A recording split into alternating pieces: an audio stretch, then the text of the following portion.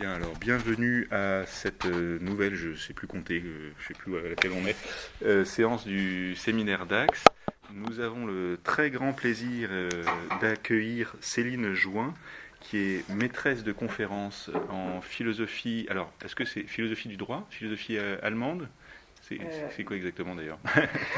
Les deux, j'ai un peu de philosophie de l'idéalisme allemand, mais c'est pas philosophie de l'idéalisme allemand. Politique et du droit. Ok, philosophie de l'idéalisme allemand, spécialiste de philosophie politique et du droit, tout à fait, à l'université de Caen. Céline est spécialiste notamment d'un auteur allemand, d'un juriste allemand très important, qui est Otto von Guercke, et je le dis notamment à l'attention des étudiants de master, c'est un auteur qui est oublié, mais ce n'est pas la raison, enfin c'est pas pour autant qu'il n'est pas important. Il y a des auteurs importants qui n'ont pas forcément l'audience ou la réception qu'ils méritent. Alors, il est oublié, il faut le dire vite, il n'est pas du tout oublié en Allemagne, ni d'ailleurs en Italie, si j'ai bien compris. C'est en France qu'il a pâti d'une réception un peu plus chaotique. Alors, il a quand même eu une vraie réception dans les années 1900, je pense, au tournant du siècle, voilà. Mais ensuite, il est resté cantonné, disons, à... voilà, enfin, il est en fait très peu traduit. Il faut dire que c'est un auteur vraiment prolifique, Otto von Guercke. Bon, Céline va nous en parler, mais voilà. Céline, du coup, travaille, et donc l'autrice... La traductrice d'un livre important de Guercke qui est son Althusius, Althusius étant un juriste allemand du XVIIe siècle en fait, XVIIe siècle. L'un des premiers théoriciens de la souveraineté populaire en fait. Et Céline, donc on a traduit cette étude importante, augmentée d'une introduction substantielle. C'est paru il y a 3-4 ans au Classique Garnier. Je ne vais pas en dire davantage, je vais vous laisser... Alors oui, si, je vais quand même dire davantage. Céline n'est pas seulement quelqu'un qui explore les soubassements de la pensée juridique et politique moderne via Guercke, mais aussi quelqu'un qui actualise évidemment la pensée de Guercke. C'est pour ça qu'on était vraiment... moi j'étais très intéressé de la recevoir aujourd'hui pour savoir de quelle manière, au fond, la pensée de Guercke était actualisable dans le contexte contemporain qui est le nôtre, et en particulier autour du problème de l'institution. Alors chez Guercke, c'est pas exactement le concept même. Justement, ça va être intéressant de savoir comment se traduit ou ne se traduit pas le concept d'institution chez Guercke. Et donc je pense que c'était une occasion vraiment formidable au croisement d'ailleurs des différents aspects de notre axe de recherche entre philosophie moderne, philosophie allemande notamment, représentée ici par Jérôme, et philosophie pratique et juridique. Voilà, je te passe l'enregistreur, tu n'as rien à faire, le micro est très efficace. D'accord. Merci beaucoup. Alors je vous remercie beaucoup de cette invitation, merci à Thomas, je suis vraiment très heureuse de venir vous parler aujourd'hui. Oui, alors je remercie Thomas pour cette présentation. Ce dont je vais vous parler aujourd'hui, en fait, j'ai extrait quelque chose j'ai un livre qui va paraître aux éditions Classique Garnier, qui s'appelle Le marché du droit, droit social et capitalisme, chez Otto von Guercke. Et j'ai choisi un angle d'attaque. Je ne peux pas parler de tout, mais j'ai choisi un angle d'attaque qui n'est pas directement... Je ne vais pas vous présenter ce que signifie pourquoi on dit que c'est un des pères de l'institutionnalisme, de Guercke. Ce n'est pas de ça directement dont je vais vous parler, mais je vais essayer de vous expliquer justement pourquoi je pense que sa pensée est très actuelle et pourquoi en réalité on la connaît sans le savoir. On la connaît sans le savoir, et les filons souterrains par lesquels elle a en fait été effective. Donc Otto von, voilà, c'est une des... Alors, c'est ce dont je vais vous parler. Et donc, c'est le père du droit social allemand, Otto von Guercke. Il a été très largement oublié, et c'est une enquête en soi d'essayer de comprendre pourquoi. Parce que si on regarde bien, alors tu dis gentiment, généreusement, qu'il n'a pas été oublié en Allemagne. C'est très gentil. Ah, si c'était le cas. Non, en réalité, les juristes ne l'ont pas oublié, les historiens ne l'ont pas oublié, mais les philosophes et les sociologues, à mon avis, c'est l'un des points de mon livre, ont réécrit l'histoire du droit social allemand en sautant par-dessus l'étape de sa genèse réelle, donc l'histoire réelle du droit, puisque l'histoire, le droit social naît n'a pas été inventé par les marxistes ou les hegéliens, pas du tout, et c'est au fond ce que nous disent Honneth et Habermas. Ils reconstruisent les fondements théoriques du droit social en repartant de Fichte, Hegel et Kant. Pas Kant, Fichte, Hegel et Marx, en réalité, ou alors ils vont chercher chez Durkheim, mais je suis désolée, il y a une très grande... c'est pas l'histoire réelle du droit, donc il y a un philosophisme dans la façon dont les philosophes et les sociologues repensent les fondements théorique du droit social. La tradition allemande du droit social, en fait, est court-circuitée pour des raisons historiques, qu'on peut un peu imaginer. C'est lié au concept de Gemeinschaft, qui est tombé de communauté. Il y a un paradigme communautaire du droit social allemand qui fait qu'ils ont tenté d'éviter le Schmitt-Blick et qu'ils ont reconstruit. Bon. Donc, si on va voir ce qui s'est passé, c'est extrêmement intéressant. Pourquoi ?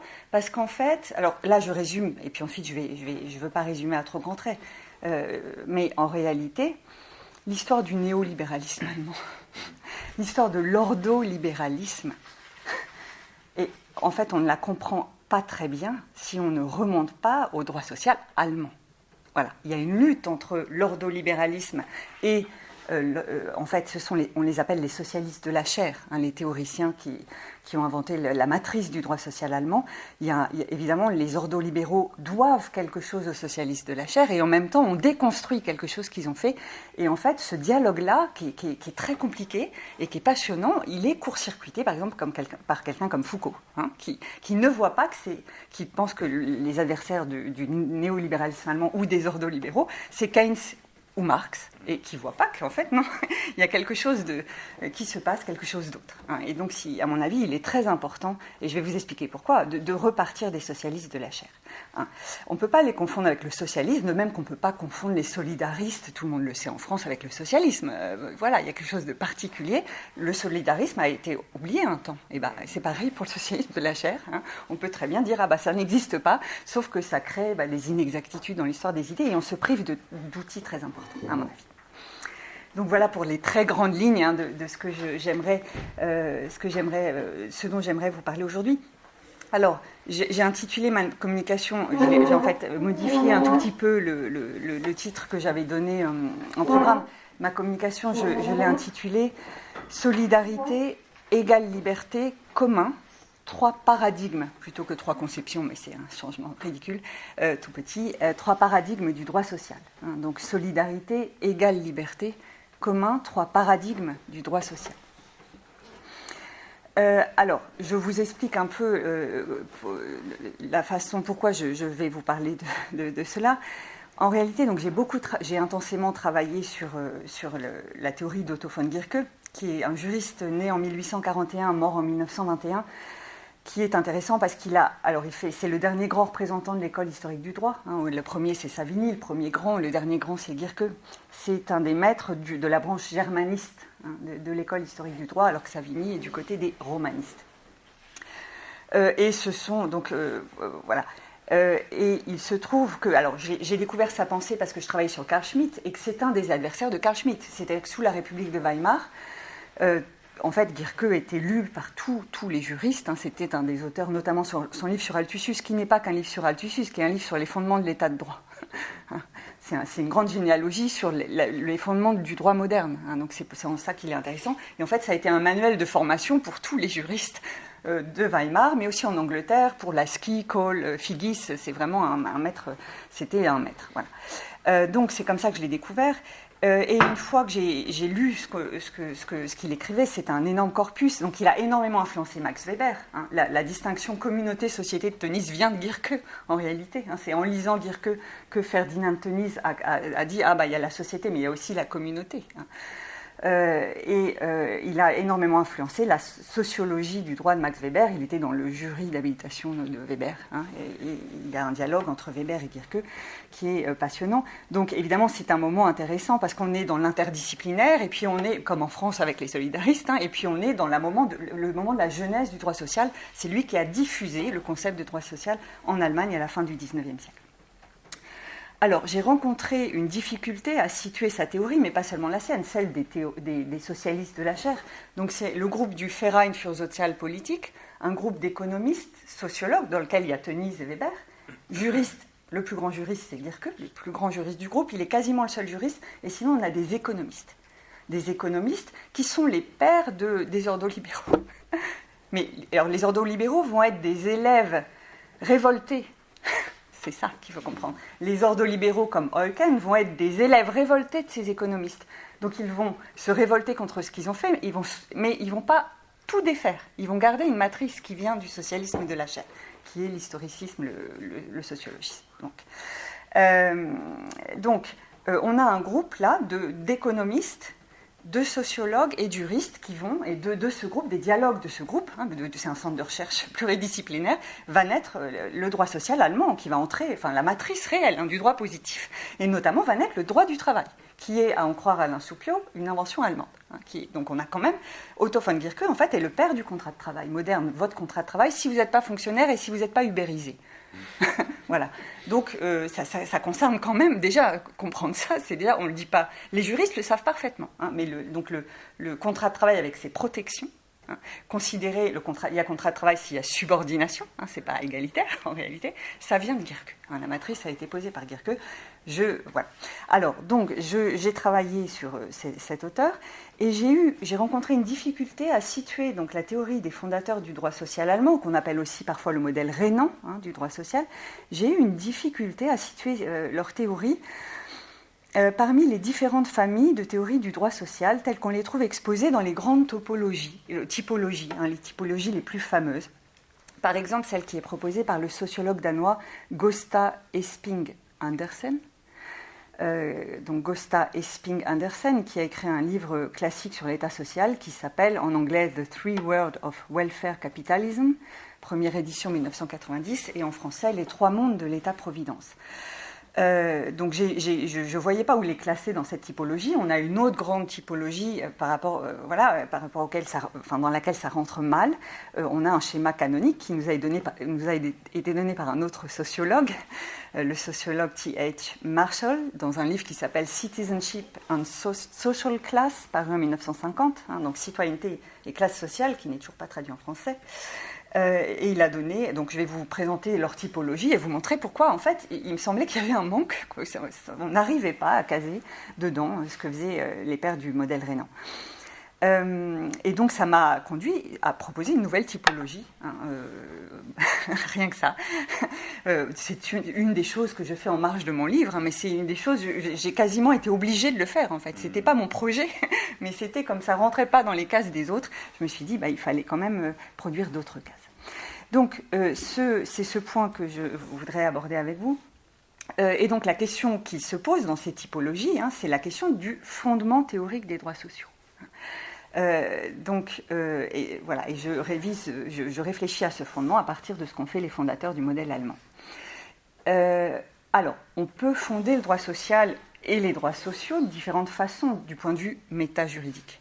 Il y a plusieurs façons, il y a plusieurs réponses classiques, plusieurs solutions classiques. On peut fonder le droit social sur l'idée d'égalité, on peut le fonder sur l'idée de solidarité, comme les solidaristes l'ont fait en France, et comme ça a été globalement fait en France. On peut fonder l'idée de droit social sur le principe de liberté, c'est aussi possible, ou bien sur l'idée de communauté. Plusieurs solutions sont possibles. Alors, la théorie des socialistes de la chair m'intéresse pour plusieurs raisons. Donc, d'abord parce que on est à un moment donc, de dialogue interdisciplinaire entre juristes, économistes et sociologues, et puis on est à un moment où, en fait, la philosophie n'est pas créatrice. Ça, c'est Bruno Karsenty le souligne très bien, et Le Lierre le souligne très bien. On est à un moment où on a des sociologues et des juristes et des économistes qui produisent quelque chose en critiquant la philosophie politique classique, en réalité, globalement. Et la philosophie, elle est dans la position de celle qui doit réfléchir aux effets pour sa propre discipline de ce qui a été créé en dehors d'elle. Donc, quand on réfléchit au fondement métajuridique du droit social, on ne peut pas faire comme si c'est la philosophie qui, d'emblée, avait posé les fondements. Il me semble que quand on réfléchit au rapport entre les disciplines, il faut d'abord le préciser. Et donc, il me semble que l'école de Francfort manque de modestie de ce point de vue-là, puisqu'elle fait comme si, en fait, c'était partie de la philosophie. Il y a un historien du droit privé qui rappelle que non, c'est pas ce qui s'est passé. C'est Franz Viacker, qui a écrit une grande histoire du droit privé en Allemagne, et qui explique qu'il ne dit pas l'école de Francfort se trompe, ça c'est moi la conclusion que je tire, mais il dit non, les hégéliens et les marxistes, même les hégéliens les hegéliens n'ont pas du tout eu d'influence sur le droit social, ni la théorie ni le droit positif. Pourquoi ? Parce que le droit social en Allemagne a été inventé et s'est développé sur le terrain du droit privé. C'est des privatistes. Donc même pas Lassalle, même pas Lorenz von Stein. Donc les hegéliens de gauche ou de droite n'ont rien à voir dans cette histoire-là. Donc ça, c'est pour une raison pour laquelle ça m'intéresse, c'est un point que je voudrais préciser. Autre raison, un autre point pour lequel c'est un moment intéressant, c'est que le droit social n'est pas encore synonyme de droits sociaux au pluriel. C'est la même chose en France. Le droit social, ce n'est pas encore les droits sociaux.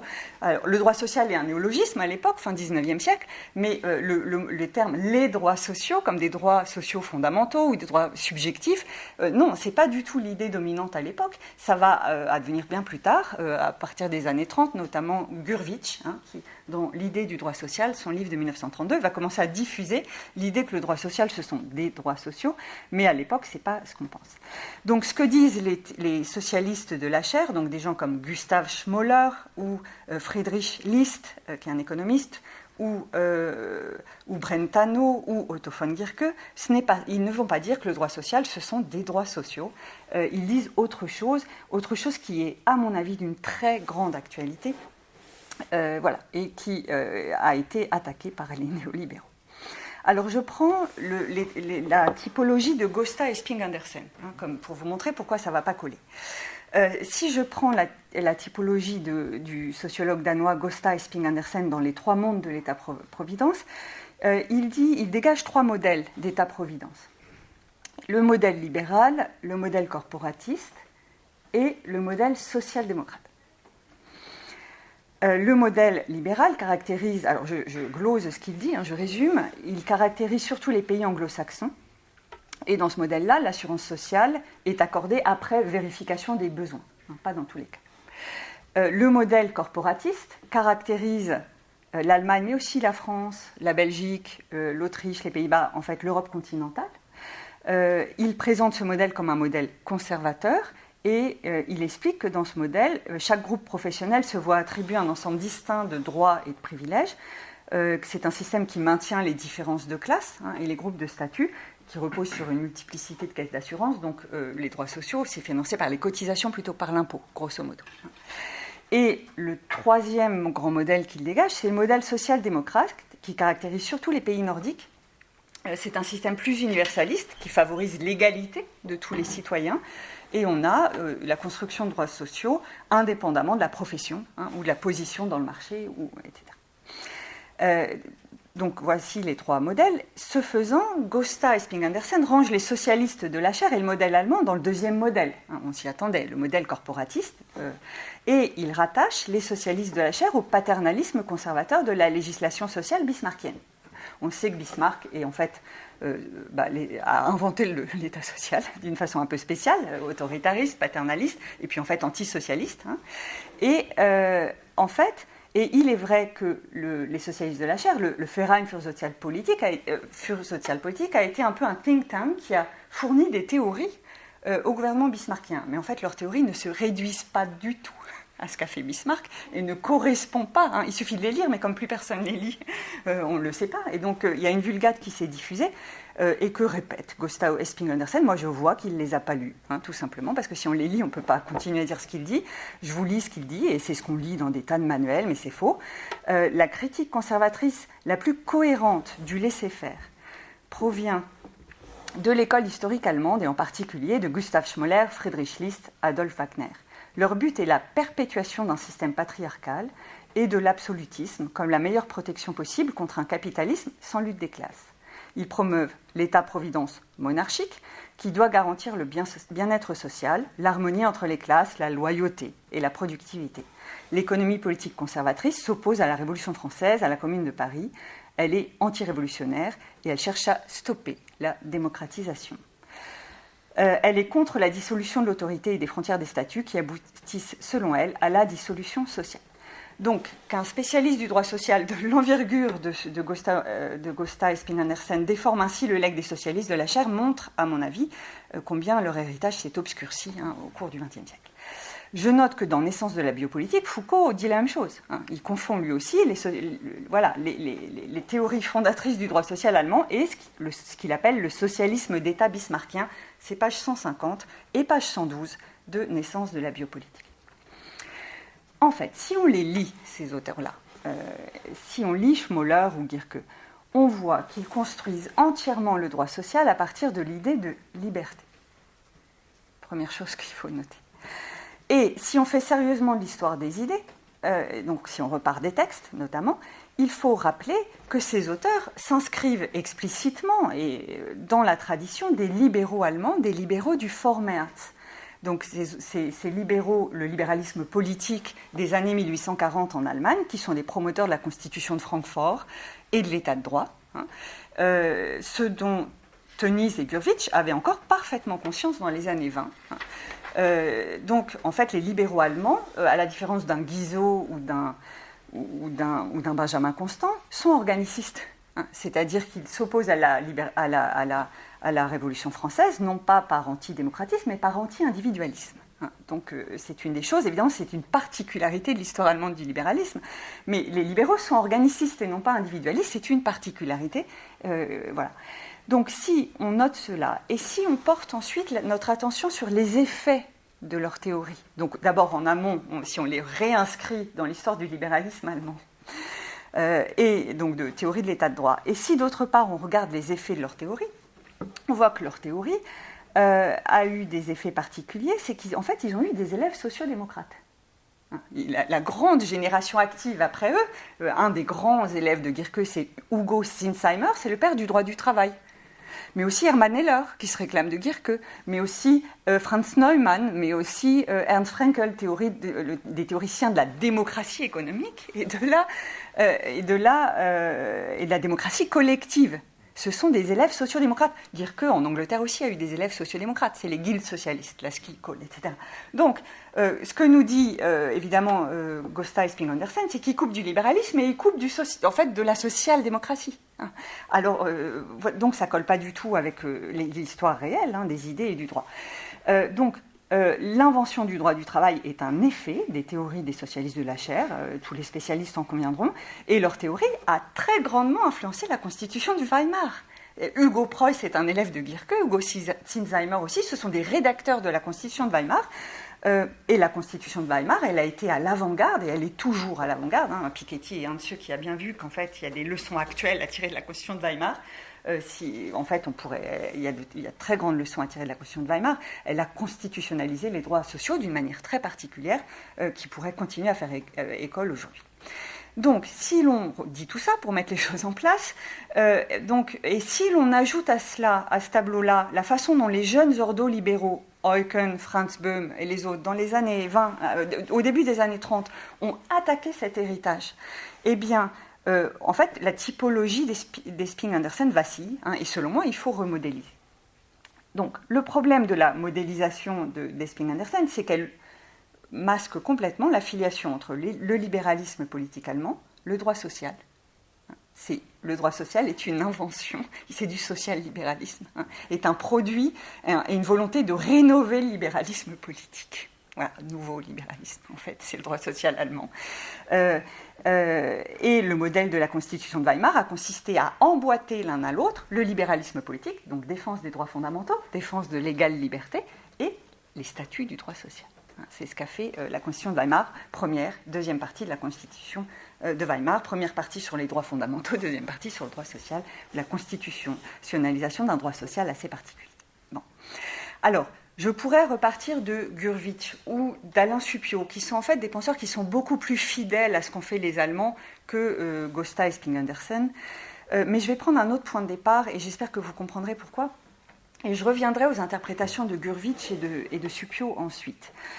Je vais repartir de l'usage que ce que j'appelle les théories de l'égale liberté font de la distinction canonique du sociologue Marshall, la distinction canonique entre droit civil, droit politique et droits sociaux. Donc ça, c'est le sociologue anglais Marshall qui l'a posé dans son livre Citizenship and Social Class en 1950.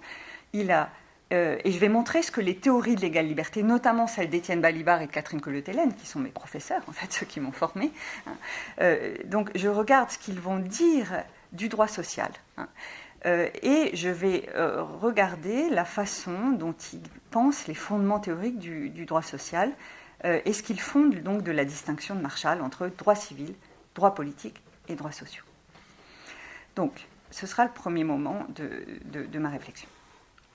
Selon Marshall, donc le droit moderne s'est développé en 3 phases historiques successives. Le XVIIIe siècle a été le siècle des droits civils, la phase ouverte par l'habeas corpus et la glorieuse Révolution anglaise. Le XIXe siècle est le siècle des droits politiques, après les révolutions américaines et françaises.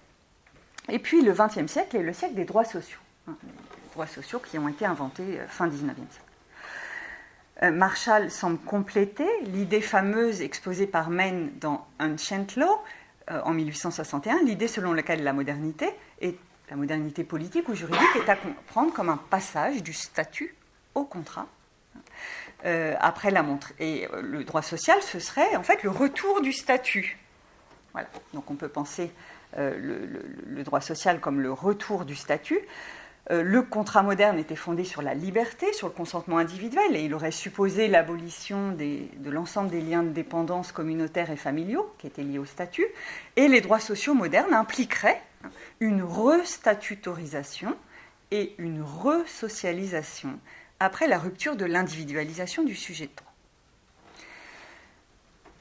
Ce schéma de la pluralité des générations de droits, les droits économiques et sociaux seraient la 3e génération de droits, selon ce schéma semble confirmé intuitivement par le fait que de nouveaux droits ont vu le jour au XIXe, au XXe siècle, vous le savez, des droits, ce qu'on appelle les droits économiques et sociaux. On peut penser au droit à la santé, à l'éducation, au logement, au droit au travail, des notions comme ça qui n'existaient pas auparavant. Mais en réalité, il y a plusieurs interprétations du schéma de Marshall. Et si je regarde la façon dont Catherine Collet-Hélène interprète ce schéma, alors Catherine Collet-Hélène, philosophe qui a écrit 2 livres importants, qui s'appellent l'un « La démocratie sans démos », paru en 2011 aux Presses universitaires de France, l'autre « Le commun de la liberté », paru en 2022, Catherine Collet-Hélène va opposer 2 grandes interprétations du schéma de Marshall. Une première interprétation consiste à dire que les droits sociaux apportent un correctif au droit à liberté au nom d'un principe autre. Ce principe autre, ça peut être la solidarité, la fraternité, la justice sociale, la communauté, etc. C'est la thèse de ce qu'on peut appeler les théories de la solidarité. Et on peut ranger parmi ces théories la théorie des solidaristes, celle de Léon Duguy, plus près de nous les travaux d'Alain Suppion. Selon donc, cette interprétation, les droits sociaux relèvent en partie d'une autre logique que les droits-libertés et ils les complètent. Mais on a une autre interprétation, qui va être celle de Catherine Collet-Hélène, mais qui est aussi celle d'Étienne Balibar dans son livre « La proposition de l'égale liberté », et qui est la thèse de quelques autres, notamment de Claude Lefort. Une seconde interprétation va consister à dire qu'au lieu d'apporter un correctif aux droits-libertés, les droits sociaux relèvent de la même logique qu'eux, et qu'ils sont le nouveau nom de la même chose. Ce nom, donc, ce sont encore des droits-libertés, mais voilà, on les appelle autrement parce qu'on a mieux compris que l'écart entre égalité réelle et égalité formelle, que la question sociale nous a mis sous les yeux, ou bien on considère que donc, ce sont des droits-libertés dans un nouveau contexte, celui du capitalisme avancé. Donc on donne un nouveau nom, mais c'est la même structure logique qui est derrière les droits sociaux et les droits-libertés. Cette thèse est celle de ce que j'appelle les théories de l'égale liberté. Selon ces théories, le droit social est entièrement construit à partir de l'idée de liberté, mais d'une liberté bien comprise, d'une liberté qui est comprise comme une égale liberté. Il n'y a pas de liberté si elle n'est pas distribuée également à chacun. Et parmi ces théories, donc on peut ranger la théorie de Claude Lefort, celle d'Étienne Balibar, celle de Catherine Collet-Hélène, mais aussi celle de Martha Nussbaum. Alors, ces auteurs-là, je résume, évidemment, je modélise, donc je résume à très grands traits, mais ces auteurs-là critiquent les théories de la solidarité selon quel argument ? Elles critiquent les théories de la solidarité parce qu'elles ne rompent pas assez avec le modèle prestationniste de l'État-providence et qu'elles légitiment une forme de droit social qui ne se distingue pas assez de l'ancien droit à l'assistance ou de l'ancien droit des pauvres. Elles ne permettent pas, donc les théories de la solidarité, ne permettent pas suffisamment de lutter contre la transformation du citoyen de l'État-providence en client passif de l'État, en récipiendaire de prestations. Mais ce qui est frappant et ce qui m'intéresse, c'est que, ce faisant, les théories de l'égale liberté réduisent le droit social aux droits sociaux subjectifs, et qu'elles pensent les droits sociaux comme des droits fondamentaux, des droits subjectifs individuels et opposables à l'État. C'est ce que fait Catherine Collet-Hélène, et Balibar la rejoint sur ce point quand on le lit attentivement. C'est-à-dire que, selon cette théorie de l'égale liberté, la genèse du droit social est comprise comme un mouvement de fondamentalisation des droits sociaux. Je peux me tourner vers Catherine Collet-Hélène, regarder ce qu'elle dit, puis aussi après, je peux me tourner vers Balibar. Le livre de Balibar est paru avant, mais il me semble que Catherine Collet-Hélène s'appuie sur le livre de Balibar, et Balibar s'appuie sur Claude Lefort. On a là vraiment une filiation de penseurs, à mon avis. Alors Catherine Collet-Hélène explique que les droits, a tendance à reléguer les droits statutaires à un monde politiquement archaïque, à relier les droits statutaires aux communautés traditionnelles, aux corporations à privilèges de l'Ancien Régime. Et donc elle rejette la notion de statut à la prémodernité. Elle refuse d'interpréter l'invention des droits sociaux comme une restatutorisation. Et on peut se demander ce que deviennent les statuts du droit social dans ce cas-là. Elle va faire une série d'objections à Marshall. Je ne vais pas reprendre tout le détail, mais on peut constater que le principe de la réciprocité des droits et des devoirs, qui est évidemment lié à l'idée de statut ou à la conception statutaire des droits, le principe de la réciprocité des droits et des devoirs lui paraît systématiquement archaïque, politiquement archaïque. On le voit aux exemples qu'elle donne pour l'illustrer. Pour elle, le principe de la réciprocité des droits et des devoirs caractérise la relation du tuteur et de son pupille, ou celle du prince à ses conseillers, ou celle du seigneur à ses vassaux, du maître à son apprenti, mais ce n'est pas modernisable. Ce qui est moderne, c'est le primat des droits sur les devoirs, à la manière hobbesienne ou kantienne. Donc pour elle, l'idée de réciprocité des droits et des devoirs n'est pas compatible avec le principe de liberté et d'égalité. Balibar dit à peu près la même chose dans la proposition de l'égale liberté. Si on regarde attentivement ce qu'il fait, il présente toujours les statuts négativement. Il les décrit comme étant fermés, privilégiés, je cite, inégaux. Et il explique que le droit social a été inventé par la deuxième modernité. Alors c'est quoi la deuxième modernité ? Il l'explique en se référant à Claude Lefort. La deuxième modernité, c'est la liberté, c'est la modernité qui réintroduit de la différence dans le modèle de l'universalisme abstrait. Donc on a dans son schéma la prémodernité, c'est-à-dire les privilèges, les statuts différenciés. La modernité, c'est l'universalisme des droits de l'homme qui abolit les statuts. Et puis, ça c'est la première modernité. La deuxième modernité réintroduit de la différence sur la base de l'universalisme. Dans la deuxième modernité, explique Balibar, en se référant à Lefort, les droits sociaux, je cite, font pression pour être admis parmi les droits inconditionnels. Donc c'est exactement comme ça qu'il pense la genèse du droit social, une pression pour rentrer dans le catalogue des droits fondamentaux. Pour lui, la lutte pour les droits est collective, mais la genèse du droit social est pensée comme l'ajout de nouveaux droits individuels dans le catalogue des droits fondamentaux. Donc le collectif, il est historique, mais il n'est pas juridique. Il n'y a pas de droit collectif dans ce schéma-là. Il n'est pas étonnant dès lors que le moment qui lui paraisse crucial historiquement, et c'est le cas, je crois, de tous ceux que j'appelle les théoriciens de l'égale liberté, c'est la mise en place du welfare state en Europe à la veille, au lendemain de la Deuxième Guerre mondiale. Donc c'est Beveridge, c'est le moment de Beveridge, le moment où le droit social, c'est ce qu'on appelle l'État-providence, prestationniste, le droit social s'organise autour d'un double foyer, les droits individuels d'une part, et l'État social prestationniste, centralisateur d'autre part.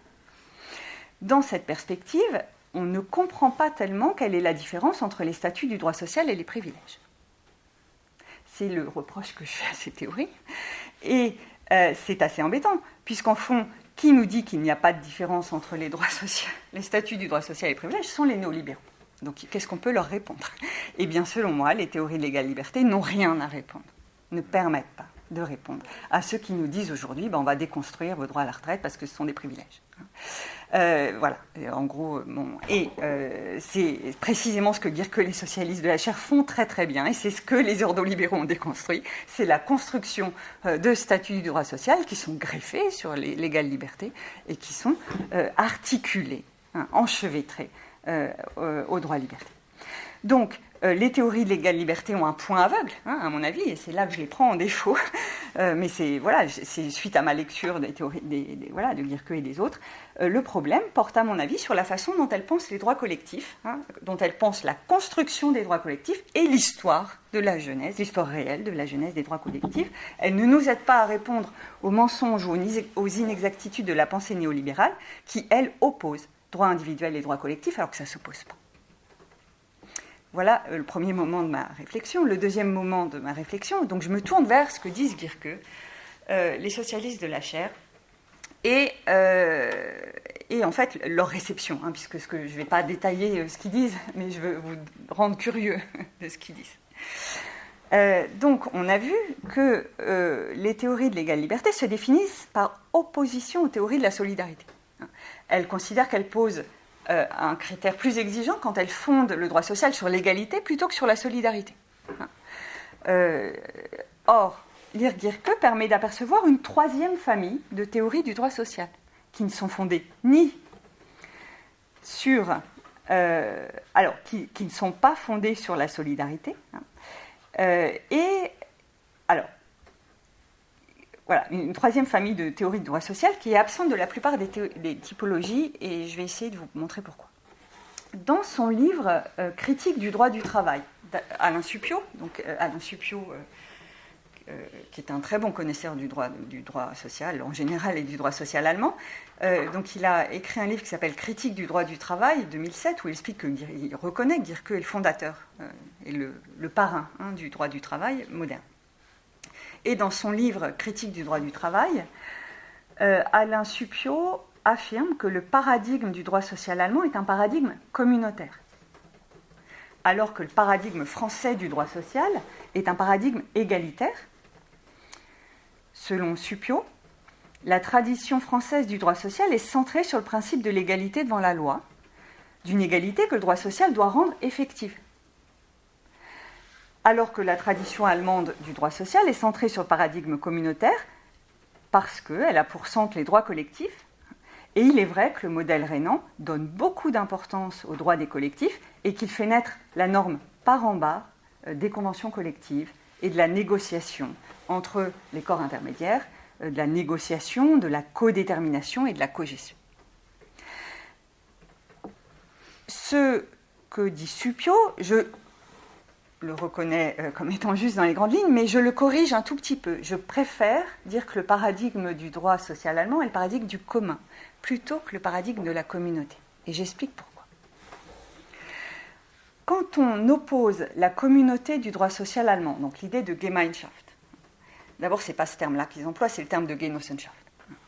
Quand on oppose le paradigme communautaire du droit social allemand au paradigme égalitaire du modèle français, d'abord, ça reproduit tout ce que l'idéologie française dit toujours quand elle parle des Allemands. L'idéologie française se conforte en pensant que, en rattachant la pensée allemande à l'autoritarisme ou au communautarisme. Ce qui est très embêtant surtout, c'est qu'on reprend l'argument qui a servi aux ordolibéraux dans les années 30 et aux conservateurs à déconstruire le droit social. Parce que les ordolibéraux comme Walter Eucken, Franz Böhm, Röpke, Rustow et les conservateurs comme Carl Schmitt, évidemment qui ont été main dans la main au début des années 30, eh bien ils ont déconstruit le projet de démocratie économique qui était programmé dans l'article 165 de la Constitution de Weimar et qui confiait la réalisation du droit social aux partenaires sociaux, en disant les conseils d'entreprise, les conseils d'économique, par la négociation, doivent créer la norme sociale.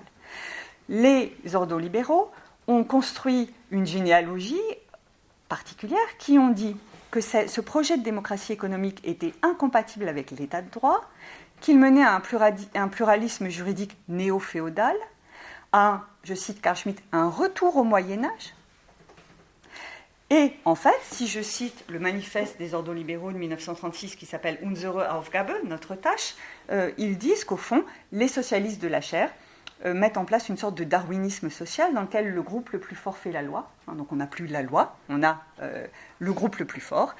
Voilà ce que serait le droit social allemand. Alors que, en fait, le projet de démocratie économique, c'était un projet de démocratie économique, c'était un projet de démocratisation de l'économie. Ce n'était pas un projet de néo-féodalisme où le plus fort fait la loi.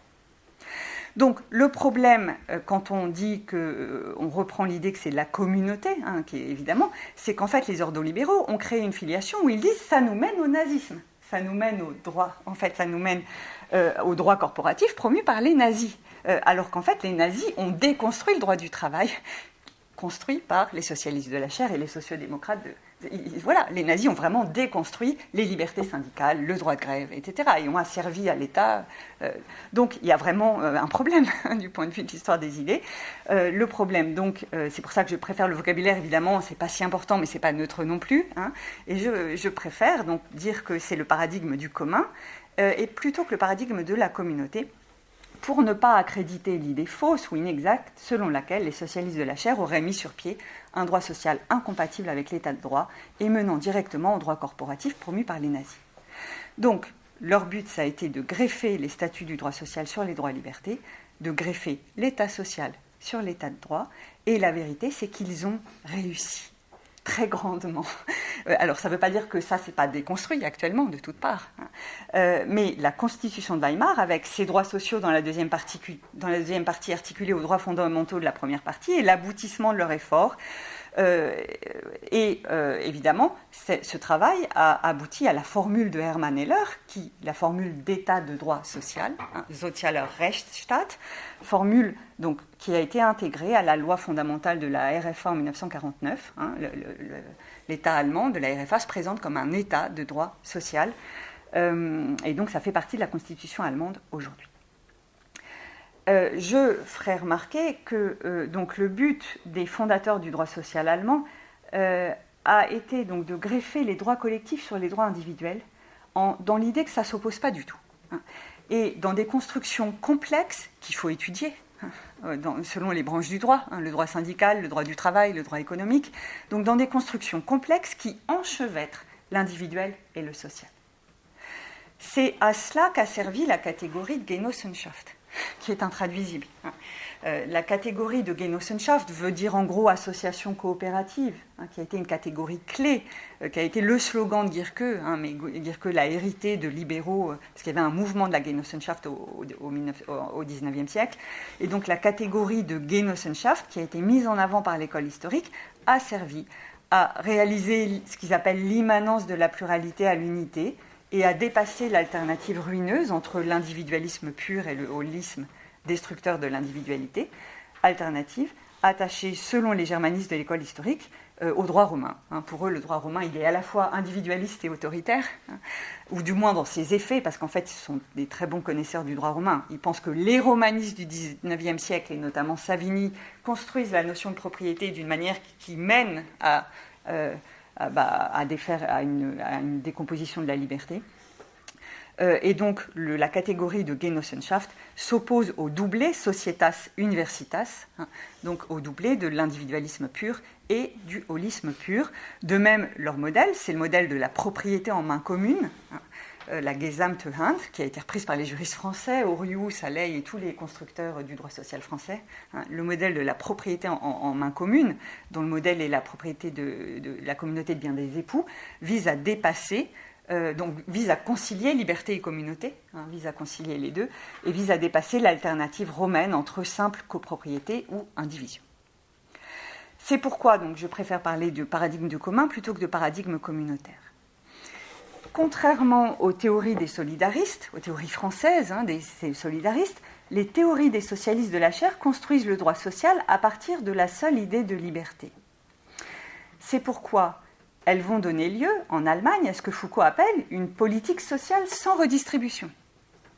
ce n'est pas l'idée de solidarité qui est au cœur du droit social allemand. L'idée de solidarité n'a pratiquement joué aucun rôle dans la construction de l'État social allemand. Une très bonne historienne de l'État social allemand, qui s'appelle Sandrine Kott, qui a écrit un livre qui s'appelle « L'État social allemand », explique que l'idée de solidarité n'a joué aucun rôle. Donc c'est l'idée si vous voulez, d'une économie sociale de marché. Évidemment, l'expression vient des ordolibéraux, mais en fait, les pères fondateurs du droit social allemand ont pensé une économie sociale de marché. Donc on socialise, on repense la propriété privée et la propriété d'entreprise notamment, mais on ne va pas... voilà, donc c'est l'idée de liberté qu'on veut concrétiser. Donc, contrairement aux théories des solidaristes, les théories des socialistes de la chair construisent le droit social à partir de l'idée de liberté. Mais à la différence des théories de l'égale liberté, elles justifient le droit social à partir de l'idée d'une liberté limitée, et non pas d'une liberté fondamentale. Donc elles ne construisent pas les droits sociaux comme des droits fondamentaux. Elles posent qu'il n'y a de liberté qu'encastrée dans un collectif. Et si l'on regarde... parce que ça a fait naître toute une série de constructions juridiques. Évidemment, le droit social, c'est une construction juridique. Elles ont fait naître, si on regarde ce qui s'est passé effectivement dans l'histoire du droit, elles ont fait naître le droit social, non pas en fondamentalisant les droits sociaux, mais en politisant le droit privé. Ce qui n'est pas la même chose. C'est le célèbre texte de Gierke, c'est son texte le plus célèbre, paru en 1890, qui est un manifeste qui s'appelle Die soziale Aufgabe des Privatrechts, c'est-à-dire la fonction sociale du droit privé. Et on peut constater que Hugo Preuss et Hugo Sinsheimer, donc deux rédacteurs de la Constitution de Weimar, ont défondamentalisé un certain nombre de droits subjectifs dans la deuxième partie de la Constitution de Weimar, au premier rang desquels le droit de propriété. Donc le droit de propriété a été construit comme un droit limité. C'est l'article 153 de la Constitution de Weimar qui dit que la propriété oblige. Eigentum verpflichtet. Mais la liberté de contrat et la liberté d'entreprise ont aussi été conçues comme des libertés limitées, donc construites comme libertés limitées. C'est-à-dire que ces auteurs-là vont être caricaturés par leurs adversaires, par les ordolibéraux et les conservateurs comme Schmitt, puisque leurs adversaires vont dire « Ah, ils veulent supprimer la différence entre droit privé et droit public ». Évidemment, c'est pratique, du coup, on dit que c'est du néo-féodalisme, c'est pas moderne. Évidemment, ils veulent supprimer la différence. Ils n'ont jamais voulu supprimer la différence entre droit privé et droit public. Gierke déclare qu'elle est intouchable pour lui. Ils ont politisé le droit privé, en considérant que ces catégories étaient réformables, malléables. C'est l'idée d'un capitalisme malléable. Donc c'est pas du tout la même chose, on a une caricature quand on a ça. D'autres ont dit « Ah, ce ne sont pas des théoriciens du droit subjectif. Ils ne défendent pas le droit subjectif. » Donc évidemment, on dit qu'ils ne sont pas modernes. Et c'est ce que répètent certains commentateurs aujourd'hui. Donc, en fait, ce qu'ils ont fait, c'est qu'avec eux, la plupart des libertés économiques ont cessé d'être conçues comme des droits qui précèdent l'État. C'est ce qu'on appelle l'institutionnalisme de Gierke. Puisque c'est un séminaire sur l'institutionnalisme, il y a quand même un point de rapport avec votre thème général, une conception statutaire des droits. Ça ne veut pas dire qu'ils ne défendent pas les droits et libertés. Ils défendent les droits et libertés absolument. Donc le droit de propriété chez eux demeure un droit subjectif, mais il n'est plus construit comme un droit fondamental. Voilà. Donc il est sorti du catalogue des droits fondamentaux. C'est ce que font les théories du commun aujourd'hui. C'est pour ça que je parle je pense que les théories du commun ne savent pas qu'elles font du socialisme de la chair. Elles en font, mais voilà, à mon avis, elles retrouvent des choses qui ont été construites par les fondateurs allemands du droit social. Donc, le droit social, c'est quoi si ce n'est pas un catalogue de droits fondamentaux pour eux? Eh bien, jouer sur la définition de l'héritage, jouer sur la définition du contrat de travail, ou sur la forme que prend la propriété d'entreprise, ou même la forme que prend le contrat de mariage, c'est du droit social. C'est social, le contrat de mariage. Ça change énormément de choses. La propriété d'entreprise, évidemment, ils construisent la société par action, en disant ah, « Attention, il y a de la politique là-dedans, évidemment. Ce qu'a le droit de faire... Comment on construit la propriété d'une société par action? C'est absolument fondamental politiquement. Ils le font. C'est pour ça que ce sont, à mon avis, des théoriciens. Ce sont les premiers théoriciens de la constitution économique. Et en réalité, donc le terme de constitution économique qui est toujours rattaché aux ordolibéraux, la matrice des théories de la constitution économique, qui sont considérées comme néolibérales et qui sont considérées comme étant au centre de l'Union européenne aujourd'hui, qui est devenue le droit de la concurrence, la constitution économique était pour ces auteurs synonyme de démocratie économique. Et ce sont les ordolibéraux qui vont dire non, la constitution économique ne peut pas être une démocratie économique, qui ont détaché la constitution économique de la démocratie économique et qui ont remplacé le droit du travail par le droit de la concurrence. Voilà. En gros, l'opération des néolibéraux, quand on retrace l'histoire allemande du droit et quand on les réinscrit dans l'histoire allemande du droit et des idées. Donc, réactualiser la stratégie des fondateurs du droit social ne conduit pas exactement à revendiquer un droit au travail, au sens de Fourier, si je regarde un droit, si je prends l'un des droits. Ils ne disent pas qu'il faut accorder un droit au travail à tout le monde, ce qui est la formule de Fourier et la formule de socialistes, de nombreux socialistes au XIXe siècle. En fait, le droit au travail n'a jamais existé dans le droit positif, en dehors de la brève expérience des ateliers nationaux de 1848. Eux, ce qu'ils revendiquent, c'est plutôt c'est moi qui l'appelle comme ça, c'est ma formule, mais je pense que ça résume ce qu'ils font. Ce qu'ils revendiquent plutôt, c'est un droit au droit du travail. Mais aussi un droit au droit du travail pour tous sur un territoire donné. Donc un droit aux protections du droit du travail. C'est pas un droit fondamental où vous pouvez aller vous plaindre au tribunal si l'État vous donne pas un travail. Ça n'a jamais été du droit positif. Le droit au travail de cette manière n'est jamais devenu un droit opposable à l'État, un droit subjectif fondamental.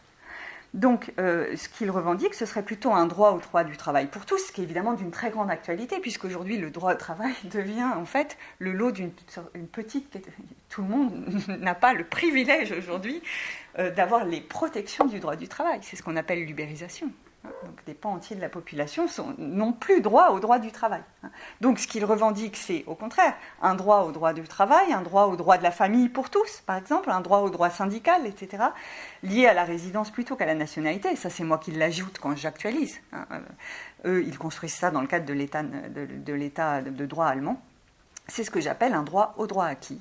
Et c'est, à mon avis, la manière dont ils construisent le droit social.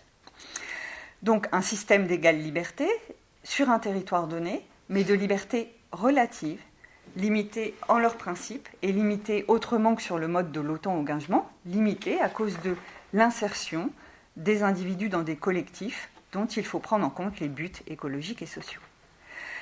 Donc si on modélise, puisque je vous dis que j'avais été conduite à construire une modélisation un peu malgré moi, un peu poussée par mon insatisfaction devant les typologies existantes, si on modélise, il faut un moment clé, il faut des auteurs clés, etc.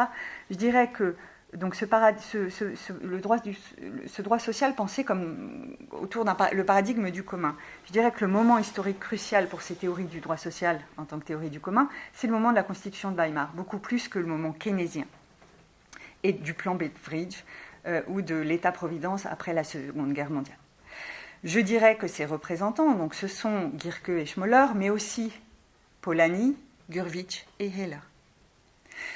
Je dirais que c'est aussi T.H. Marshall, mais que je convoque autrement que ne le font les théories de l'égale liberté.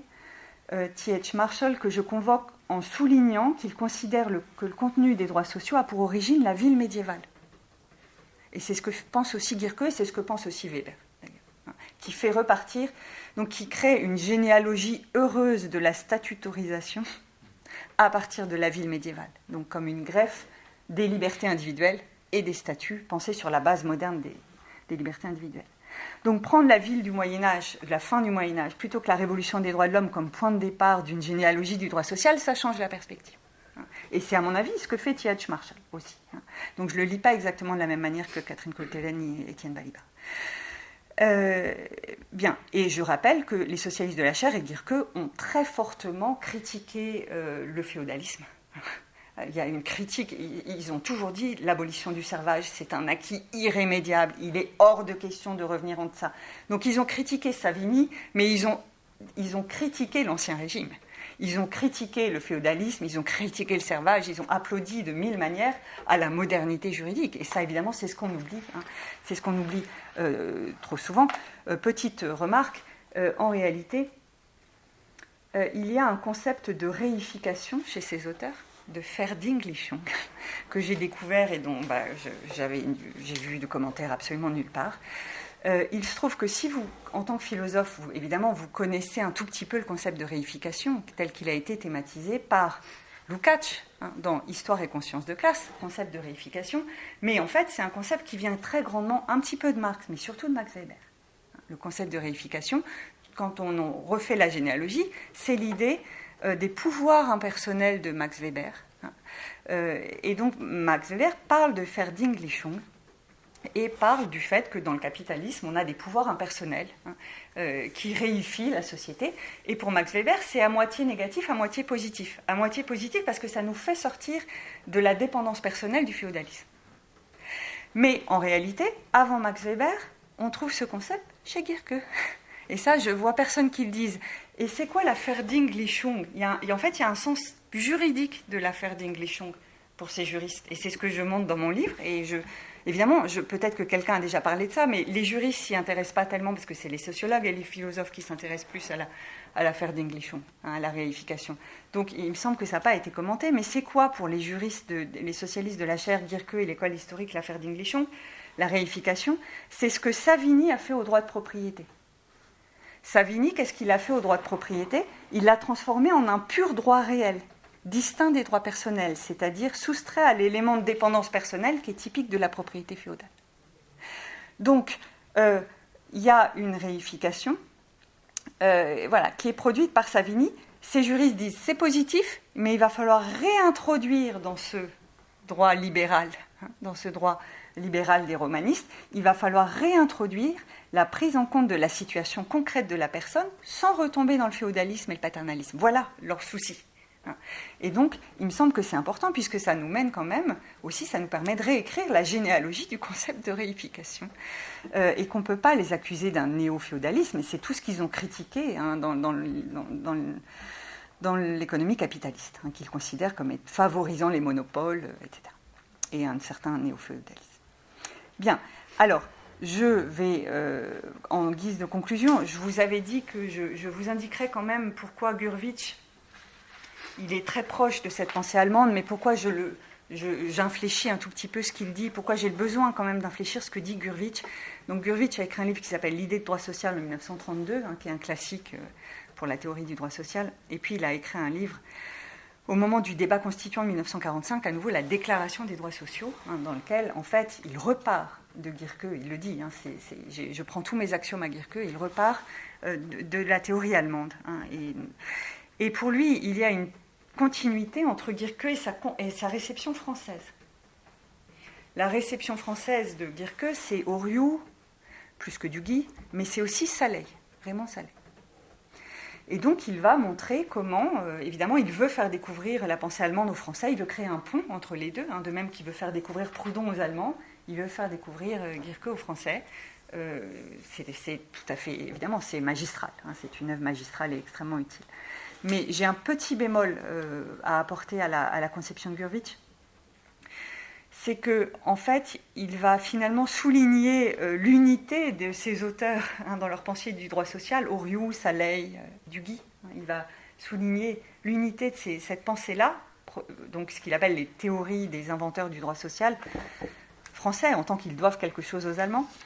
Mais pour moi, en fait, il ne souligne pas assez le fossé qui existe entre Oriou et Saleil. Voilà. Parce que pour Oriou, le droit social, relève du droit administratif et l'État social doit être prestationniste. Il n'y a pas des droits sociaux, mais en fait, on reste finalement dans des droits de prestation ou des politiques sociales. C'est ce que fonde l'idée de droit social, mais en fait, il ne détache pas tellement le droit social du droit à l'assistance. Alors que Saleil, c'est tout autre chose. Saleil est beaucoup plus fidèle aux Allemands, aux théories de la démocratie économique et à Gierke, selon moi. Et c'est à cause des circonstances, je pense que Gurvitch ne le souligne pas assez. Et je constate qu'il y a un accord troublant, si vous vous intéressez à l'institutionnalisme, entre Oriou et Schmitt. Et en fait, c'est pas du tout un hasard si Schmitt a fait l'éloge d'Oriou, mais certainement pas de Saleil. Il a attaqué Guirqueux et Saleil, parce que, évidemment, Schmitt attaque l'État social. Pour lui, les droits sociaux sont, par essence socialistes, sont incompatibles avec l'État de droit libéral, et en cela, il est d'accord avec les ordolibéraux. Et c'est bien, donc c'est pour ça qu'il est plus d'accord avec Oriou qu'avec, en fait, les Allemands. Bien. Alors, en guise de conclusion, j'ai le temps de faire une petite conclusion. Oui.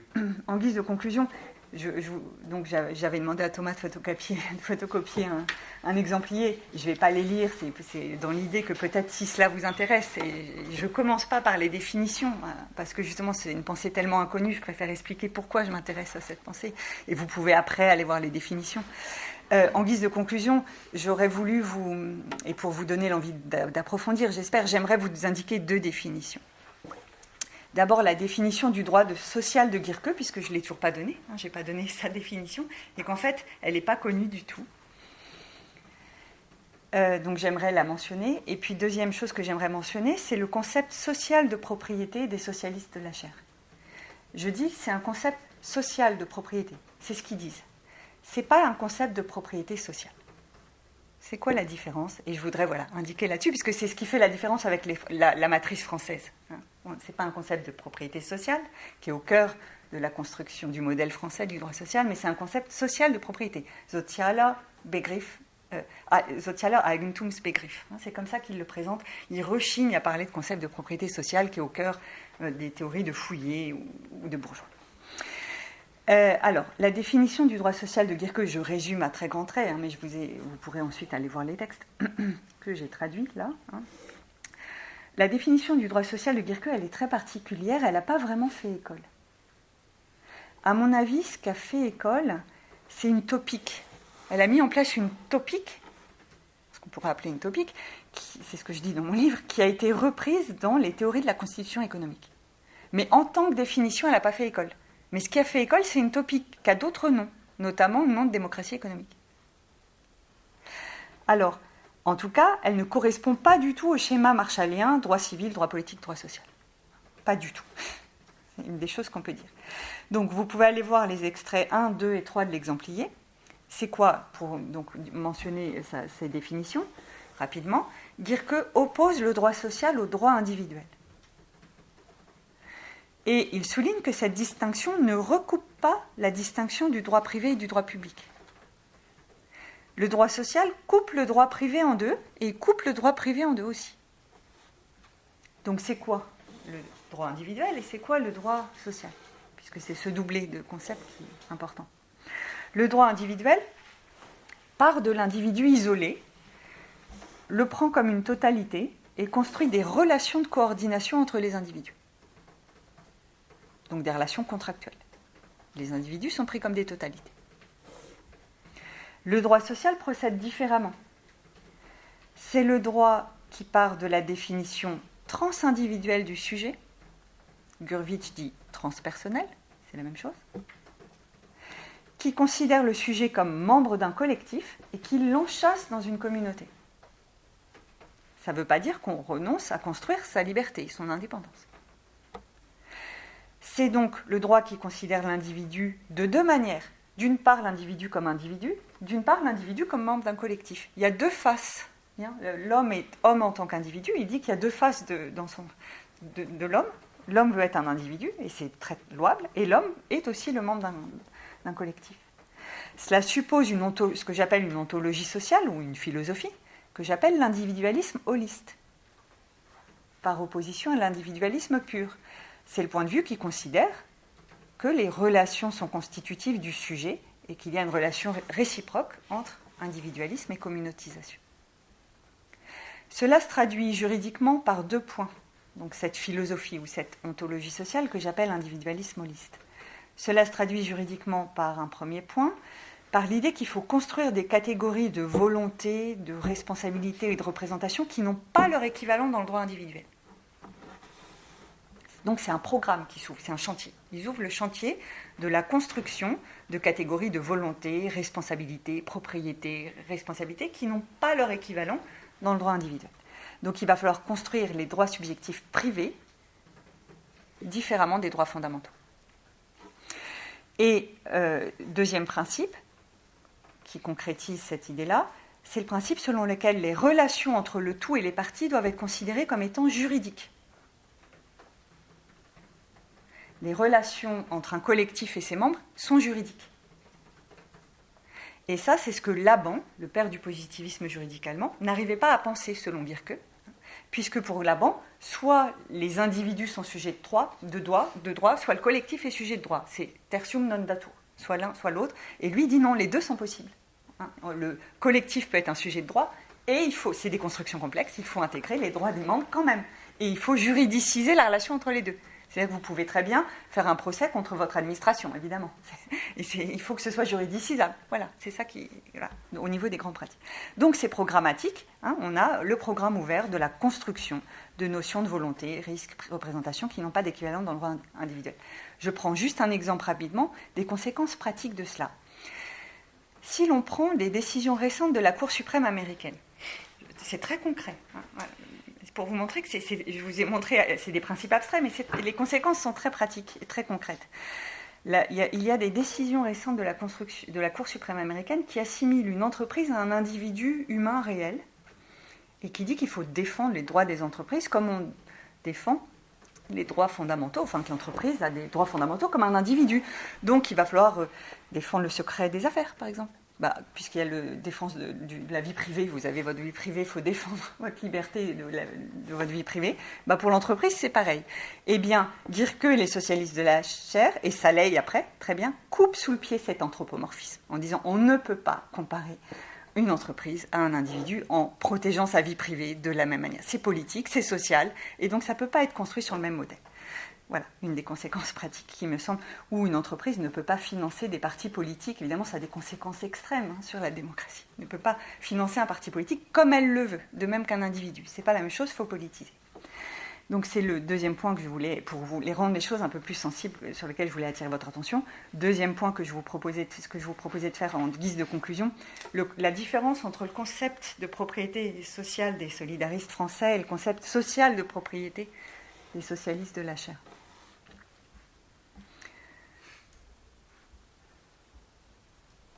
Alors, Alfred Fouillé définit la propriété sociale de la manière suivante, comme un minimum de propriété essentielle que l'État garantit à tout citoyen. Donc, dans son livre qui s'intitule « La propriété sociale et la démocratie », paru en 1884, Fouillé définit la propriété sociale comme un minimum de propriété essentielle que l'État garantit à tout citoyen. Et Robert Castel commente ça très bien, qui est un bon commentateur des solidarismes, semble-t-il. Il dit que la propriété sociale, c'est un analogon de la propriété pour les non-propriétaires. C'est un analogon de la propriété pour les non-propriétaires qui s'obtient non pas par la possession d'un patrimoine, mais par l'entrée dans un système de protection. Donc les salaires indirects de la protection sociale. Donc, on a une construction dans laquelle on soumet la propriété privée à des mécanismes de redistribution au nom de la solidarité. C'est ça, finalement, le droit social tel qu'il a été construit en France et tel qu'il s'est réalisé dans le modèle keynésien ou le plan Beveridge, etc., la sécurité sociale. Non. Les Allemands n'ont pas mis ça au centre de leur théorie. Et en fait, ça mène vers d'autres choses. Ça ne veut pas dire que ce n'est pas compatible avec l'État keynésien, c'est compatible. Mais il faut encastrer autre chose, la démocratie économique. Donc ce que disent les Allemands, ce qu'ils veulent faire, leur projet, c'est de reconfigurer le droit de propriété au sens strict. C'est-à-dire le droit de propriété privé. C'est ça qui est au cœur de leur projet. Donc il est logique qu'ils rechignent à employer l'expression de propriété sociale, puisque, comme l'explique Ehring, ce que les solidaristes appellent propriété sociale, en fait, ce n'est pas vraiment le droit de propriété. C'est l'affectation d'une chose aux besoins du public ou de la société. C'est donc un droit d'usage commun, mais ce n'est pas le droit de propriété. Or, les socialistes de la chair veulent reconfigurer le droit de propriété au sens strict, comme les théories du commun aujourd'hui. hein, comme le mouvement italien de réforme du droit civil en Italie, ou comme les expériences faites en Amérique latine pour faire plus de place au bien commun. Voilà. Donc, voilà, c'est pour ça que je parle du commun, hein, du paradigme du commun. Alors, donc, le concept social de propriété des socialistes de la chaire ne renvoie pas, voilà, c'est une reconfiguration du droit privé. Et en fait, les deux pôles de leur projet, c'est le droit constitutionnel et le droit privé. Le droit privé doit être reconfiguré pour favoriser les plus faibles, le locataire par rapport au propriétaire, le salarié par rapport à l'employeur. Hein. Il faut démocratiser les collectifs aussi. Hein. Donc, voilà le projet. Donc, pour eux, en fait, ça a abouti au mouvement. Ça n'a pas abouti à la construction d'un État prestationniste, même si c'est compatible avec ça. Mais ça a abouti à l'éclatement de la grande unité du droit civil en branches, en droits particuliers, comme le droit du travail, création du droit du travail, du droit syndical, du droit économique. Hein, l'éclatement du droit civil en plusieurs branches déterminées du droit qu'il faut construire.